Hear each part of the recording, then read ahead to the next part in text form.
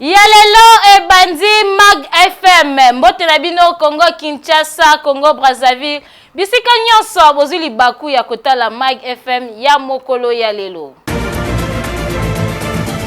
Tofongola magazine na biso pona koyebisa bino que M23 ezali kokoba kaka na bataki nango kuna na est ya République démocratique du Congo na complicité na mboka ya Rwanda. Bolanda élément.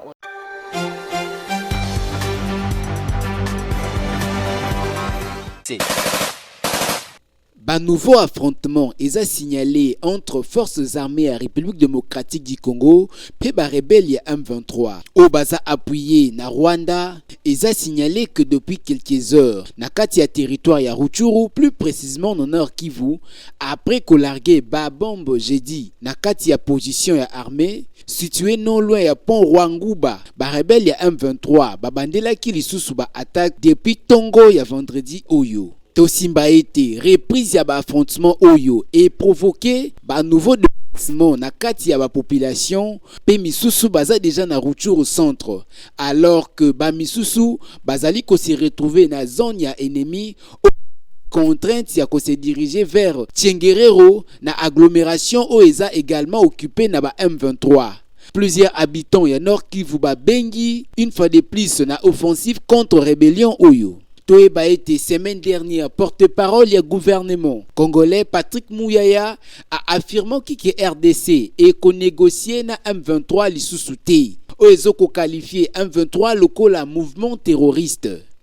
Association à l'accès pour la justice ACAJ en sigle et comme elle est qui cour de cassation na Oyo etali arrestation ya Jean-Marc Abound. Bolanda élément.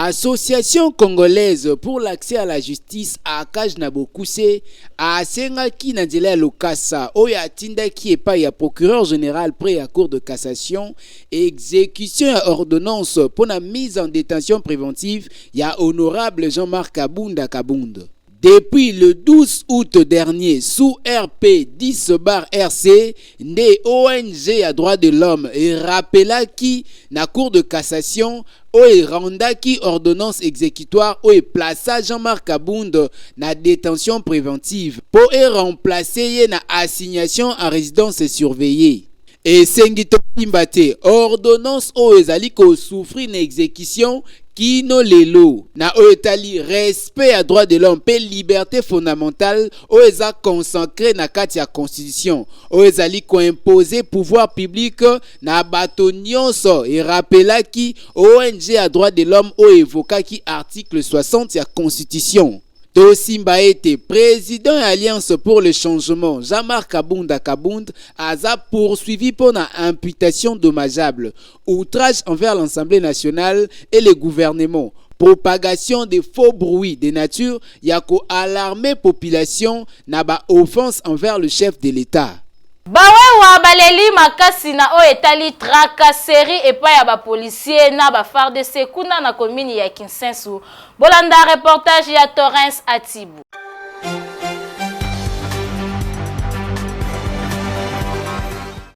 Tracasserie ya makasi ezali ko salema na commune ya Kinsensu, plus précisément na avenue de la Paix na coin ya Porte Rouge pona koleka nzela ya rai. Bawewa bazali kolela ndenge FARDC na la police basangani bakoma kosenga bango mbongo avant koleka. Soki oza na 1000 francs te okoleka te, soki oche mutu makasi bakangi yo moto kasi pona ko récupérer yango oko dépenser 100 000 to 80 000 francs. Tala ndeti oyo lokola aboyaki kofuta 1000 francs bakangi ye coin bazali kokende na ye bamati na moto pe bakende na ye na bureau kuna nde esika akoyoka ya ye bamonta po balibere ye pe na moto na ye. Bawewa bazali komituna banani nde mutu batindi ba Jean oyo pe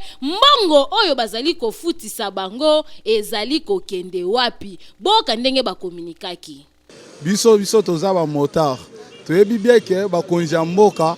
bayebisaki biso ke non biso nyonso tozala na ordre na mikanda ya moto tosomba ba plaque tosomba ba casque makambo nyonso tout toza nango mais problème ezopesa biso pasi trakasere leki ya makasi babiloko wana toza na mikana nyonso complet mais kaka ba policier bazokanga biso ko escroquer biso ba mbongo ba mande ya ba $50 ba $20 chaque jour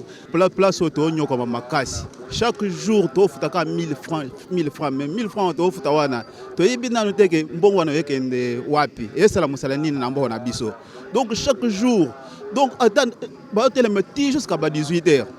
mais to yibina nuteke eza payage ou bien eza nini de réalité eza que ba policier bazoyaka na ba FARDC bazoyaka kosenga biso ba 1000 francs awa mais musala basala to comprendre un petit d'or est-ce que musala l'état tina bon basala yango wana to yango te donc là vraiment na habité bakonza mboko batia so likambo soki eza musala ba so eza musala ba monter c'est ça pendant une semaine to dépasser le 7000 sobe 7000 francs pendant une semaine mbongo wana bazwa ngo pese kenda mo to ebaka isati to nyoka mananjela o so lele kenana mbongo te mo kondiselanga na ya boy bakangi o moto polo ke bisa moto ba 100000 ba 150000. Général Silvano Kasongo tinda nanu ba élément awa po balandela ba élément oyo bazali kocha trouble na kati ya secteur oyo po bawewa balembi makambo ezali kosalema awa ezali soni makasi po na basoda na biso ya mboka ezala FARDC tope la police makambo oyo esalemaka kaka na République démocratique du Congo pona nini boyeko kitoko te. Banzela mingi ya ville province ya Kinshasa ezali na manque ya éclairage public pe na butu ezosala mulili bolanda élément oyo na commentaire ya Henriette Futila.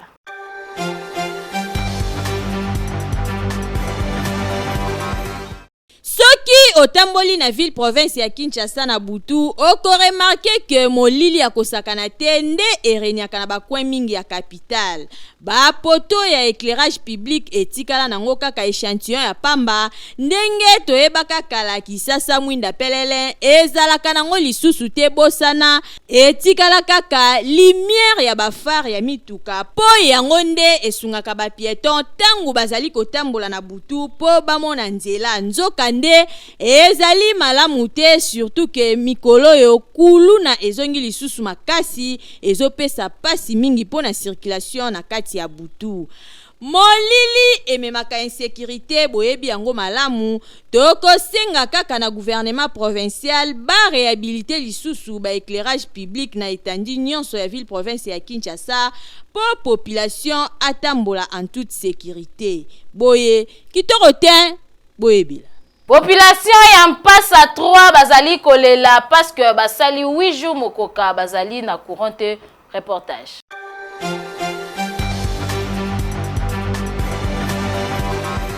Population ya quartier Mpasa 3 na commune ya Ntele bazali na difficulté makasi na o etali courant mikolo oyo. Et sali déjà 8 jours ya ngoyo bazali kolala kaka molili et pourtant basalelaka ba courant prépayé côté oyo bazali koyeba te but nini ezali kosala ke bango balala molili alors que Mpasa 3 ezalaka zone rouge bien qualifiée na ba service ya mboka bakoki kolala molili te po ezali danger makasi po na bango nzoka nde tangu babandaki kosalela courant ya kofuta chaque mois banyokwamaki na problème ya courant boyete depuis kaka bainstalela bango courant prépayé c'est-à-dire courant ya kosomba ndeti tosombaka crédit banda kaka phénomène wana eya bakoma konyokwama na courant na ndenge ya kosakana te bakenda kolela epai ya bajan SNEL kasi bazwa na bango suite ya malunga te population baleli makasi. Population ya quartier Mpasa 3 bazali kolela kaka na bakonzi ya SNEL bazongisela bango courant po oyo ezali kimoyibi basombi ba carte na bango po na courant kasi basaleli yango te kaka courant kokende na kokende boye ezali kitoko te. Jeune garçon moko aboya na eko yiba kasi a préféré na eko teka fumbwa kuna na quartier Kanluka na commune ya Ngalema bozo ba détail na commentaire ya Henriette Futila.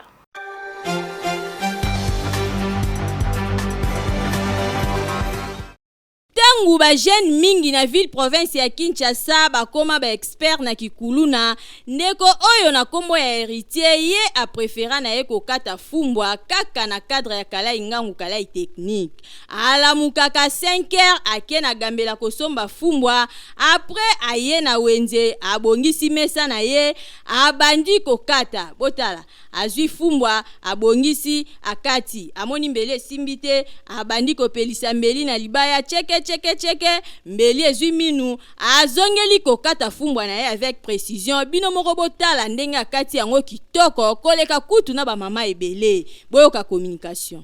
na bandi musa o ko banda bo mwana atanye lango classe na sisi classe na musala oyo papa na mama bazate bakufa tikuna nazo continuer musala oyo musala ya osala ezate bana msusu bazoke no iba na iba te na ko na mbungu ya fumba oyo na sisi classe lelo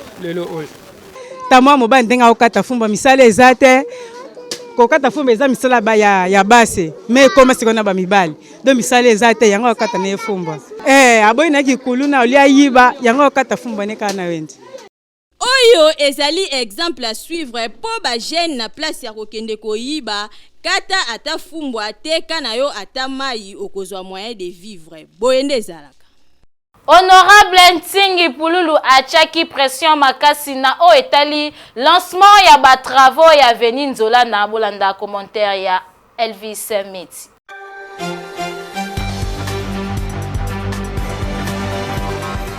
Ezalaki benda bika na Assemblée nationale bipai nini élu ya funa tobengie Honorable Ntingi Pululu azalaki tout fait tout flamme na o etali bongo contrôle na misala o ezali ko salema sur terrain na yango azalaki très fâché na komona ete président Mbosso ye azali bongo ko protéger ba membre du gouvernement na misala o esengeli sala alors que l'état congolais asia bimisaki kanyaka pote misala yango esalema bolandai. Merci. Collègue,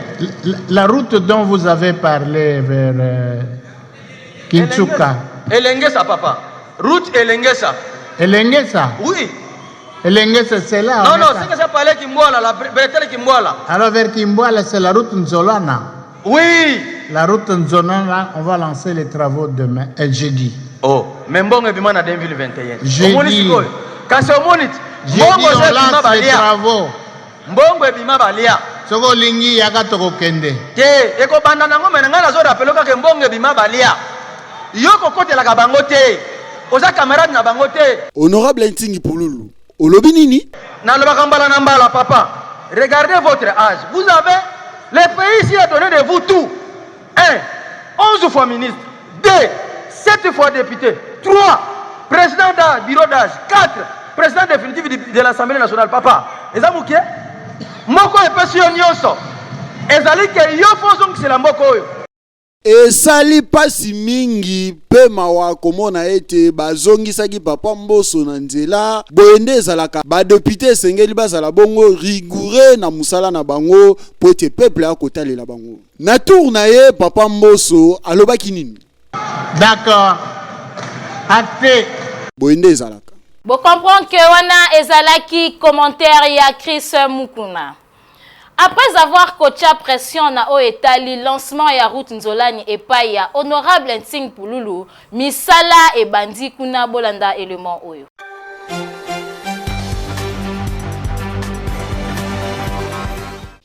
Après préparation,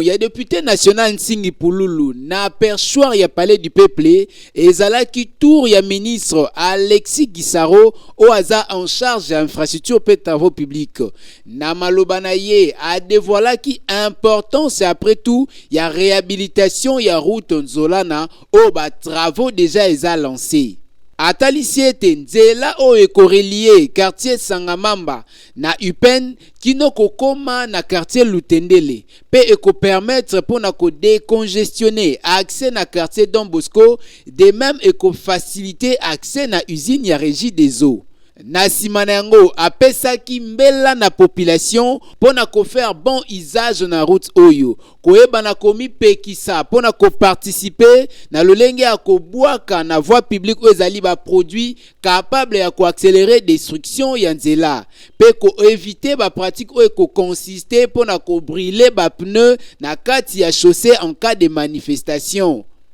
Mais vous avez été patient pour attendre voir arriver la concrétisation de la promesse. Nous nous réjouissons aujourd'hui du fruit de cette patience. Ministre atalisaki na ba société o bazali kotonga nzela o koyeba na ko accélérer ba travaux na tina te misala esila pona ko mettre na disposition ya population finalité ya projet oyo. C'est ici pour moi l'occasion de rappeler à la SICOMINE, à CISC et à l'Agence congolaise de grands travaux que désormais il faudra prendre toutes les dispositions pour qu'un projet, une fois lancé, s'exécute sans arrêt jusqu'à son terme. Après Malobanae, ministre n'a pas différentes autorités. O ba accompagna qui ba parcoura qui plus de 500 mètres. Nanzela oyo na lisanga population pendant marche na bango ba isage ya coin oyo ba sepela ki pe ba pesa ki longonya na gouvernorat central. Musala kitoko oyo maître Malouwa Bili Cléophas azali kosala etindi groupe Maxi Agency ba pesa ye certificat d'excellence pe d'entrepreneuriat na oyo azali kosala po bolamu na ye emonani na miso ya bato. Bolanda élément oyo.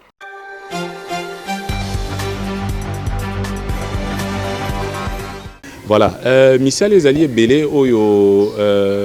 fondation ezali kosala kati na ville province ya Kinshasa et aussi nde nalobaki yango na monoko ya li français comme ba congolais balobaka eza d'abord motema ya mutu. Vous savez musala nyonso po mutu asala ngo faza na motema wana azomema eloko azosala na motema po pa mutu asala yango kaka po na osala po ba musu bazosala po bato bamona mais yazo sala ngo ezouta na kati ya motema ndeza ki vraiment première motivation tozalaki na yango et aussi nde na lobaki yango pe susu na li français que mingi bazo reconnaître ba mérite to mosala malamu bato basali tango bazali susu na bo moité biso mission na biso ezali ko reconnaître bolamu to ba action o bato bazali ko sala tango bazana na bo moé nde yango et pour ça ki biso lelo to ya to remettre prix et ça peut former et encouragement ezali une façon ya ko yebisa que peut-être musala yozo sala na nkuku lingte bat baye ba mezana bat moko dans les secrets bazo observer bazo landela bazo tala makambo zo sala et manière na bango ya ko récompenser to ya ko tindika yo sala susu bolamu mingi ezali na ko décerner yo. Tokomi na suka ya Mag FM ya mokolo ya lelo soki bosepelaki na édition bopesa merci na équipe ya rédaction pe na équipe technique na sima ya caméra tozalaki na Enoch Mafuka azalaki assisté epai ya Torres Atibu toloba lisusu nini eloba nango maître Bili Malouwa Cléophas nul n'a le droit d'être heureux seul sur la terre boyoki